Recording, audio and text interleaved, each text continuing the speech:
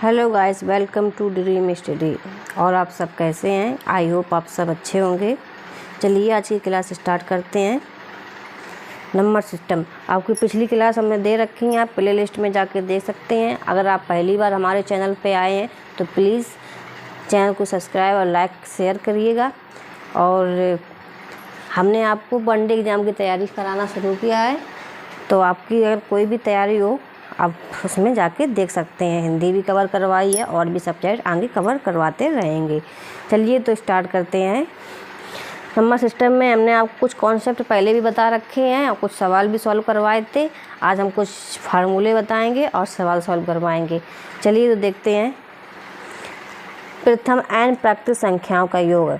प्राकृतिक संख्याएं क्या होती हैं हम आपको पहले बता चुके हैं। जो 1 से लेके इन्फिनिट तक जाती हैं वो प्राकृतिक संख्याएं होती हैं। उनमें आपको क्वेश्चन बनता है जैसे प्रथम 20 संख्याओं का योग निकालिए, प्रथम 50 संख्याओं का योग निकालिए। इस तरीके से क्वेश्चन बनते हैं। तो प्रथम n संख्याओं का अगर योग है तो उसका फार्मूला होता है n कोष्टक में n+1/2। चलिए और आगे देखते हैं। प्रथम n प्राकृतिक संख्याओं के वर्गों का योग। इसमें सिर्फ साधारण योग था, इसमें वर्गों का योग है। तो जैसे कि 1 का स्क्वायर, 2 का स्क्वायर, +3 का स्क्वायर, +4 का स्क्वायर, n स्क्वायर। n कुछ भी हो सकता है, 20 भी, 50 भी, 60 भी, कुछ भी हो सकता है। तो इसका फार्मूला होगा n+1 2n+1/6। चलिए आगे देखते हैं। प्रथम n प्राकृतिक संख्याओं के घनों का योग। यहाँ साधारण संख्या थी, यहाँ वर्ग थे, यहाँ पे घन है। घन का मतलब घात 3। तो इसका क्या हो जाएगा 1³ + 2³ + 3³ + 4³ + 5³ n³। इसका फार्मूला हो जाएगा n+1/2 होल स्क्वायर। ये पूरा होल स्क्वायर।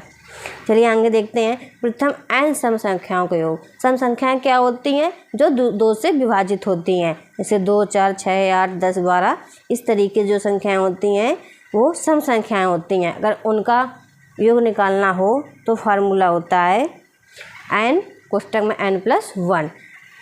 सेम इसकी तरीके से होता है, /2 लग जाता है, इसमें 2 नहीं लगता है। चलिए आगे देखते हैं।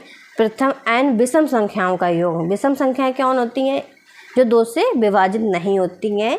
जैसे कि 1, 3, 5, 7, 9, 11, 13 इस तरीके से विषम संख्याएं होती हैं। तो इनका अगर योग निकालना है 1 + 3 + 5 + 7 + तो इसका हो जाएगा n स्क्वायर। क्या हो जाएगा? n square. चलिए आगे देखते हैं। क्वेश्चन आ गया है।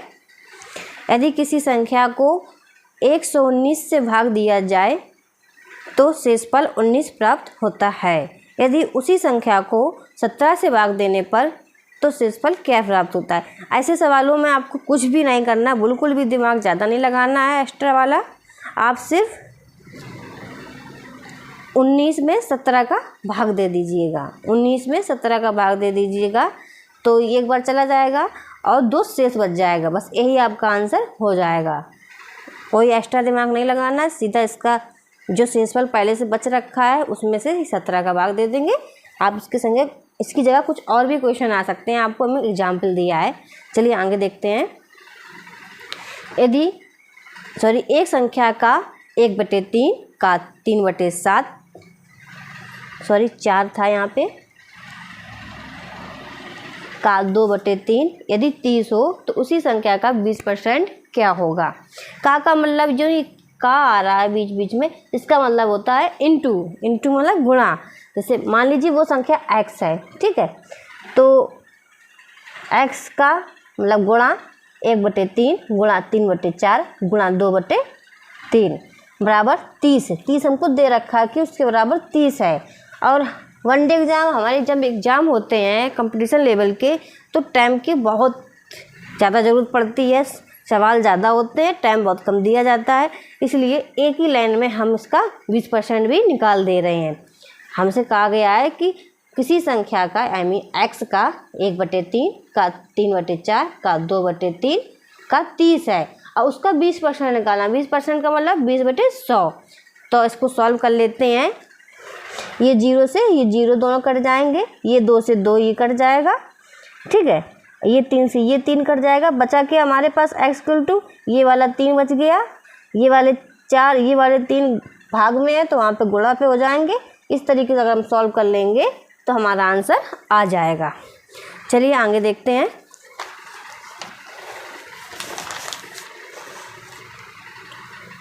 अगला क्वेश्चन है हमारा प्रथम 10 प्राकृतिक संख्याओं का योग। हमने आपको फार्मूला बता दिया है n कोष्टक में n+1/2। ये फार्मूले आपको याद करने पड़ेंगे, अगर याद नहीं करेंगे तो आपको थोड़ी दिक्कत हो जाएगी। तो n का मान हमें 10 दे रखा है, तो 10 दूसरे कोष्टक में 10+1/2, ये हो गया 10 और ये 11/2। ये काटेंगे तो 5 से चला जाएगा और 5 गुणा 11 55 हो जाएगा। तो हमारा आंसर निकल के 55 आ गया। चलिए आगे देखते हैं। प्रथम 15 प्राकृतिक संख्याओं के वर्गों का योग। यहाँ पे हमें वर्गों का योग पूछा गया है, वो भी 15 संख्याएं हैं। तो फार्मूला क्या था, n कोष्टक में n+1, दूसरे कोष्टक में 2n+1/6 है। तो n का मान हमें 15 दे रखा है, यहाँ 15 रख दिया, n+1 यानी कि 16 हो गया, 2n+1 यानी कि 31 हो गया। इसको जब सॉल्व कर लेंगे तो हमारा आंसर आ जाएगा 1240। चलिए आगे देखते हैं। यदि 20 प्राकृतिक संख्याओं के घनों का योग इसमें घन का योग पूछा गया है। इसका फार्मूला क्या होता है, n कोष्टक में n+1/2 होल स्क्वायर। ठीक है, तो n का मान हमें 20 दे रखा है, तो 20 n+1 यानी कि 21/2। इसको जब सॉर्ट आउट कर देंगे तो 44,100 आ जाएगा। ठीक है, चलिए आगे देखते हैं। प्रथम n सम संख्याओं का योग। प्रथम 10 सम संख्याओं का योग। हमें फार्मूला पता है n+1 और n का मान कितना 10 दे रखा है और 10+1 यानी कि 11, आंसर आ जाएगा 110। ठीक है, आगे देखते हैं। प्रथम 20 विषम संख्याओं का योग और फार्मूला क्या होता है, n²। n की वैल्यू 20 दे रखी है, तो 20 का स्क्वायर यानी कि 400। ठीक है, चलिए आगे देखते हैं। आपको समझ में आ रहा होगा, सिंपल सा था। 3 क्रमागत संख्याओं का योग 18 है, तो अंगली 3, मान लें कि कोई संख्या 3 लगातार है, इनका योग 18 है। तो इसके बाद जो अंगली 3 है, इनका योग पूछा गया क्या होगा। अब 3 है, क्रमागत है, 18 है। 18 में अगर 3 का भाग दे दें तो ये बीच वाली संख्या निकल के हमारे पास आ जाएगी। तो 3 18, तो बीच में तो 6 हो गया। ठीक है, इस साइड भी एक आगे, इस साइड भी, तो आगे क्या आ जाएगी 7, पीछे क्या आ जाएगी 5। और आप उसको योग भी कर लीजिए तो 18 आता है। ठीक है, तो हमारी ये संख्या बीच की निकाल ली हमने, यहाँ से भाग दे के अवसर निकाला जाता है। जब तीनों संख्याओं का योग करके संख्या से भाग दिया जाए, किसी की 3 संख्या है, 3 से भाग दिया जाए तो बीच की संख्या आ जाती है। तो ये बीच की संख्या आ गई, साइड की भी निकाल ली, पीछे की भी निकाल ली। ये तो हमारी 3 क्रमागत आ गई जो हमें दे रखा था। अब हमें अगली 3 क्रमागत निकालनी है, तो इसकी अगली क्या होगी 8, 9 एंड 10, ये अगली होंगी इसके। ठीक है, तो इनका योग हमसे पूछा गया है, तो 8 + 9 + 10 कितना हो जाएगा 27। ठीक है, तो ये क्वेश्चन आपको समझ में आ गया होगा। चलिए आगे देखते हैं।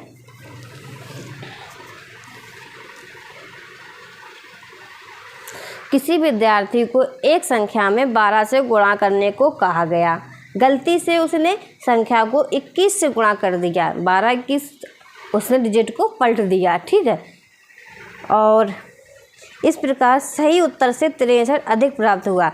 जो उत्तर प्राप्त होना था उससे उसको 63 अधिक प्राप्त हुआ, तो वो संख्या ज्ञात कीजिए। माना कि वो संख्या x थी। ठीक है, 12 से गुणा करने के बाद उसने 21 से गुणा कर दिया और 12 से करना था, और कितना अधिक प्राप्त हुआ 63। तो जब इन दोनों को माइनस करेंगे तब वो 63 निकल के आएगा। बस माइनस कर दीजिएगा। 21 से 11 में से 2 गई 9, 9x = 63 आ गया। तो x बराबर कितना आ जाएगा 7। ये हमारी संख्या निकल के आ गई। 7 कैसे आया, 9 का इसमें भाग दिया, ये गुणा में था तो भाग लग गया इसका, तो 7 आ गया। चलो आगे देखते हैं। यही हमसे पूछा गया था कि वो संख्या कौन थी।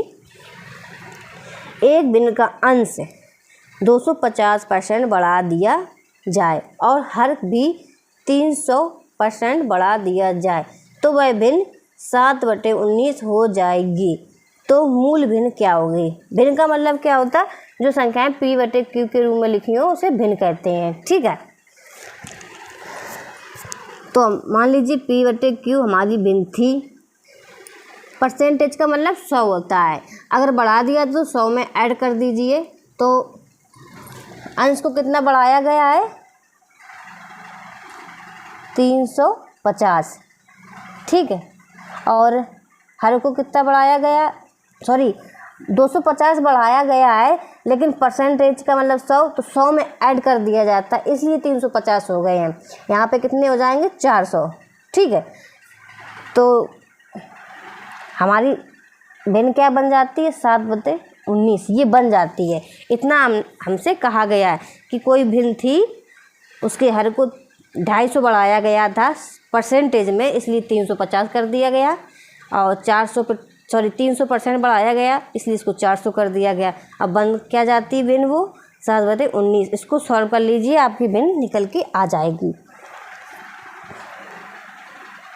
5 से काटिए, 5 7 35, 5 40, 7 से ये 7 कट जाएंगे, तो p/q ये 8 भाग में वहाँ पहुँच जाएंगे ऊपर 8/19, ये हमारा आंसर आ जाएगा। चलिए आज का टॉपिक यहीं समाप्त करते हैं। आई होप आपको बहुत अच्छे से समझ में आया होगा। बहुत बहुत धन्यवाद।